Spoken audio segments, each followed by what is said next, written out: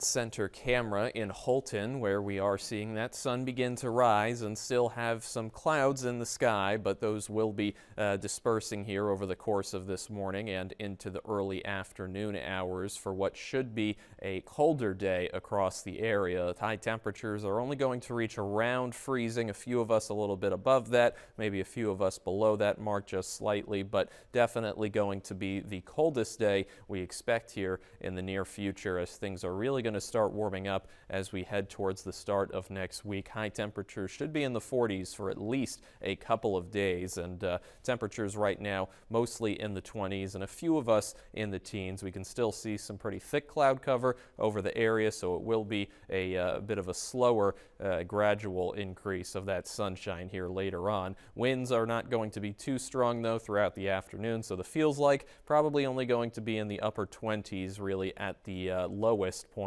And things are going to shift more out of the south and west heading towards the overnight hours, and that is going to lead us to have again those warmer temperatures for the start of next week. Gusts getting up to around 20-25 miles per hour for Monday, and then Tuesday evening shifting a little bit more towards due west, but still that is going to be the direction of where that warmer air is coming from, and that will keep us in this nice warmer range for really all of the weekdays ahead here, probably until at least Friday and maybe even a little further into the weekend. That will sort of depend on how our next storm system that's approaching parts of western Kansas at the end of the week will behave. We'll get to that in just a second though. Here we'll take a look at the snow depth that's still currently across the region right now. Most of us between about 1 inch and 6 inches here, so still widespread coverage, virtually all of northeast Kansas seeing that, but it should be starting to really dramatically decrease again as we head towards the next couple of days without really much chance of adding anything onto it.